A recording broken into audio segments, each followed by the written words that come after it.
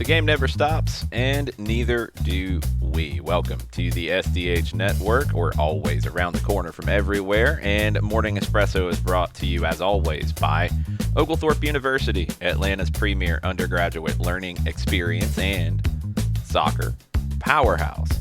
I'm Jason Longshore, a little bit later edition of the Morning Espresso. It was a late-night pirate radio edition of Atlanta Soccer last night after college basketball. I think I signed off at about 12:55 a.m.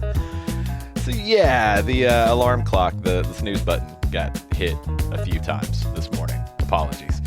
It feels like one of these mornings as well where everything points forward all at once. Training camp's about to open. Transfer rumors are starting to crystallize, including Atlanta United. Big tournaments are hitting the business end of them, and the sport continues to carve out a bigger place in the sports culture of the United States. Let's start here in Atlanta. Bartosz Slisz, Brøndby IF, and what Atlanta United might be losing. Rumors started to circulate this morning as Atlanta United could be facing a big loss in their squad. Multiple reports linking Bartosz Slisz to a potential move to Brøndby in Denmark for a fee in the region of $3 million. If this comes together, and by all accounts it is in motion, it's not just another transaction. This is a move that hits the spine of the team, and it raises some questions about what this team looks like in 2026. Since he arrived in Atlanta, Bartosz Slisz has quietly become one of the most reliable holding midfielders in MLS. Over that same stretch, he's also become a regular in the Poland national team as they try to get into the World Cup. He'll be coming back to Mercedes-Benz Stadium in the World Cup at some point next summer. He's turned consistent club form into sustained international recognition. It took him a minute. He arrived, and I think the adjustment from the Polish league to Major League Soccer wasn't an easy transition for him. But last season, Bartosz Slisz was Atlanta United's best player. He was the stabilizer in possession. He was the engine in transition. He was the first line of resistance without the ball. The data backs it up. According to FBref, Bartosz Slisz, 82nd percentile for progressive carries for his position, 85th percentile for progressive passes among midfielders. This compares the 14 biggest leagues in the world. This wasn't just a holding midfielder recycling the ball sideways. He was progressing the ball forward, either on the dribble or with the pass. In passing volume and accuracy, he completed more than 56 passes per 90 minutes at an 88% completion rate.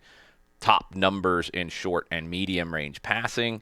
He allowed the team to build through the middle. He got the ball forward to what was supposed to be the game changers. Defensively, he ranked in the 88th percentile for interceptions and 96th percentile for shots blocked. Reads danger, positions himself well, reads the play very well. And then there's the physical side of it. He was dominant in the air, winning nearly 67% of his aerial duels. That's in the 98th percentile among his peers in his position. It's not just about ball winning. It's about control, and it's about progression. It's about leadership through performance. A very good player. He was Atlanta United's best player last season. Now, why Brøndby? Brøndby's not just another team. This is one of Denmark's historic clubs. This is a perennial contender in the Danish Superliga. They're a regular participant in European competitions. They are seeing Bartosz Slisz and saying, yeah, he's really good, and he can make us better in these competitions where we're playing the elite of the elite, playing teams better than us. He will make us a better club. He's valued by Brøndby, a big club in Denmark. It's a club that blends domestic development with smart international recruitment, especially players who can come into leadership roles quickly.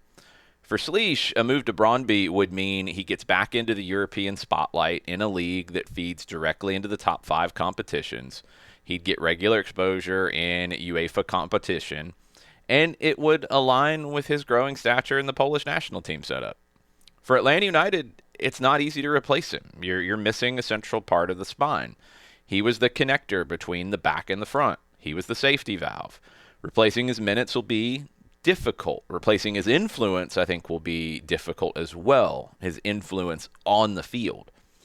The depth chart right now, you have Steven Alzate, who came in the summer. You have Jay Fortune returning from long-term injury. You have Tristan Muyumba. You have Will Riley. You also have the possibility of Thomas Jakob featuring in that role. He did for Newell's Old Boys. He did for Necaxa when he wasn't playing at center back or at right back. Can one of those players give you exactly what Slisz brought? No. Can any of those players give you a good partnership, any two of those players, if you play a double pivot? Yes.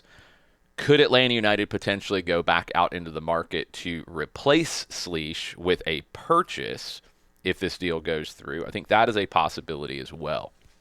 Training camp opens on Saturday with players reporting. Media access begins Monday. Yep, we will be there to talk all about it and get everything rolling. Also, be on the lookout for some 92.9 appearances during the week. I'll have a special Atlanta Soccer Tonight next Friday to recap the first week of Atlanta United training camp. Let's go over to AFCON. The quarterfinals are set, and you had some drama yesterday to get there. Substitute Adil Bulbina struck in the 118th minute to send Algeria into the quarterfinals. 1-0 extra time win over DR Congo in Rabat. It was a stalemate for a long stretch of it, but Bulbina's curling finish separated two really evenly matched teams. I mean, I was expecting penalties. I was thinking about who was going to go in the penalty shootout, and Bulbina with a beautiful strike. Algeria, I think, controlled a lot of the tempo. DR Congo was dangerous on the counter. Goalkeeper Lionel Mpassi Nzao had a bunch of really good saves for DR Congo, but it took that late moment of quality to decide it. So Algeria will move on to face Nigeria in Marrakesh.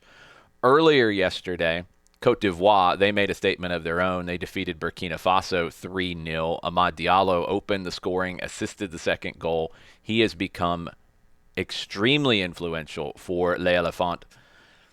The result sets up a really compelling quarterfinal, Egypt versus Côte d'Ivoire. When you look at the last eight, it's the heavyweights. It's Egypt, it's Côte d'Ivoire, it's Senegal, it's Cameroon, it's Nigeria, it's Algeria, Morocco. Mali is the only team of the eight who has never won AFCON before. This is where it goes from spectacle to substance. Really looking forward to the quarterfinals getting started on Friday. Let's go to England, Manchester City. The injuries are mounting defensively, and it really looks like City is going to have to get into the transfer window business quickly. You're dealing with Ruben Dias now out 4 to 6 weeks with a hamstring injury. Josko Vardiol is going to have surgery on a fractured shin that will keep him out until the final weeks of the season. John Stone's still out. Pep Guardiola's got just 2 fit senior center backs for a stretch that includes 7 games across 4 competitions in 22 days. Abdulkadir Kusanov and Nathan Ake are going to have to carry the load. Max Allen, the 20-year-old defender, was recalled from loan as emergency depth. He's going to have to play. This isn't typical for City. You need the depth, and that's why the name Marc Guehi keeps coming up. Remember, Guehi almost went to Liverpool on the last day of the transfer window in the summer. He's at Crystal Palace. He's the captain. He's out of contract in the summer. They're not going to sign a new deal with him. He wants to leave. He's a regular for the English national team. Now he could leave a little bit earlier if there is a large enough offer. And now you have somebody who is desperate and might have to pay that money to get him early. Liverpool still want him. Barcelona has been linked with Guehi as well. I think you have to look at doing a deal here if you're Manchester City. You're not going to survive the 7 games in 22 days if you don't. You have to do something here, even if you have to overspend. They've got the money to do it. I think they're going to have to. We'll see how this goes, and we'll see what kind of money Crystal Palace can get for their captain. Let's come back to the U.S. Another story today, or really it's been making the rounds this week. Soccer has officially moved into the top tier of sports culture in the United States. New data cited by The Economist from Ampere Analysis shows that 10% of Americans now identify soccer as their favorite sport, placing it third nationwide behind only American football and basketball, narrowly ahead of baseball. America's pastime, right? This isn't just a spike. This is a structural shift in how people see the sport. The youth participation remains strong. MLS continuing to expand its footprint. The global club fandom. It's just easier to watch games from anywhere in the world right now. The U.S. men's national team, the U.S. women's national team, the World Cup coming, all the things that we've talked about here on the SDH network over the last 9 years. Soccer has risen. It's not baseball declining and soccer just staying still. Soccer has risen. Baseball has declined a little bit, and it's something that sport really does need to start thinking about, because soccer is younger. Other sports have younger fan bases, but soccer, with its extremely young fan base, is only going to continue to grow. It's not just an alternative. It is one of the core sports in the United States now. We'll get into the refill in just a second. Don't forget to check out SDH AM from this morning. You can watch it on demand on YouTube. You can watch it on demand on Twitch. You can listen to it on demand wherever you get your SDH podcast, coming up here in just a little bit. Chris Doran, the commentator for the Columbus Crew, Dylan Butler from MLSsoccer.com, and Rabia Krayem, the president of the Wynham Wolves Football Club, discussing the launch of the Solomon Kings Football Club in the OFC Premier League. Going to Oceania. You know, John, he's always going to go find those stories anywhere in the world. So it's a show that connects MLS, global development pathways, the next chapter of the game, all the things that you're used to on SDH AM. And if you missed my late night ramblings last night, Atlanta Soccer Tonight is available on demand on the Odyssey app. It's also available through the Off the Woodwork podcast feed from 92.9 The Game. Let's get into the refill. Some headlines from all over the place. First, a major move in MLS. Nashville have landed one of the biggest names on the free agent market, according to reports, signing winger Cristian Espinoza as their third designated player. Longtime San Jose Earthquake standout. He brings elite creativity to a Nashville attack that leaned heavily on Hani Mukhtar and Sam Surridge last season. Big addition for Nashville. In WSL, the Chicago Stars have unveiled plans for a new performance center in Bannockburn, Illinois. It's going to be the hub of all club operations beginning in 2027. Multiple full-sized fields, a 45,000 square foot building, long-term investment in infrastructure for a club that's been working out of temporary solutions for a while. More movement in the NWSL. Angel City have added Brazilian international Ari Borges on a 3-year deal. Was previously with Racing Louisville, 49 caps for Brazil, one of the league's top box-to-box players. Good addition for Angel City. Off the field, the U.S. Soccer Federation has hit a major milestone with a record 47 match officials named to the 2026 FIFA International Panel. Newcomer Rosendo Mendoza headlines a group that includes 16 referees and, for the first time, 2 representatives in beach soccer. It's a clear indicator of how American refereeing continues to grow on the global stage. In Spain, questions are already popping up about the future of Thiago Almada at Atletico Madrid. The former Botafogo and Atlanta United star has seen limited starting opportunities in a crowded midfield. Reports suggest, and this is coming from radio reports in Spain, that Premier League clubs are monitoring the situation. I'm curious to see what happens with Almada when you look ahead to a summer with the World Cup where he is in the mix to be with the Argentine national team. He's not a locked-in guarantee, but he's absolutely in the mix as he's played really well for the national team. Does somebody give him more minutes at the club level over the next 6 months? Keep your eye on that one. Real Madrid, the spotlight is firmly on Xabi Alonso as they head into the Spanish Supercopa. They're dealing with injuries. They're going to be missing Kylian Mbappe. It complicates this for Madrid and for Xabi Alonso, and reports indicate that the tournament could be the defining moment for his future. If they don't win, he might not be back. This is not going to be easy for him without Mbappe. Barcelona is the favorite to win this. It'll be semifinals first. Barcelona plays Athletic Club. Real Madrid plays Atleti. The winners play on Sunday. In Italy, Gianpiero Gasperini is set to meet with Roma co-owner Ryan Friedkin. Tensions growing over the club's January transfer strategy. Gasperini refused to do post-game media recently because of this.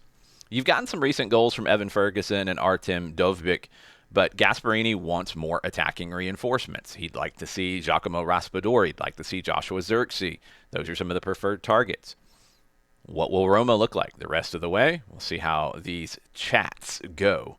And finally, one of the more emotional stories, Radamel Falcao, one of the all-time greats from Colombia. He is returning to Millonarios. Could be the final dance for him just months before the World Cup as he tries to play his way into contention for the Colombian national team. Going to be a fun one to watch with our friends at Fnatis, fntz.co/soccer down here if you're not already a subscriber. That's your refill. From transfer rumors at the center of Atlanta United's midfield to heavyweight matchups at the AFCON tournament to real signals about where soccer sits in the sports landscape in the United States. Today feels like one of those days where everything is pointing forward, but maybe not always in a straight line. The offseason always brings some noise, but right now it feels like it is momentum rather than purely just distracting noise. Training camps opening in MLS, major tournaments hitting their stride, storylines stacking up across leagues and continents. This is a fun time in the soccer world. Thanks for spending some of your day with me here on Morning Espresso. We'll keep connecting the dots as the season ahead comes into focus. More Espresso to come tomorrow morning. See y'all.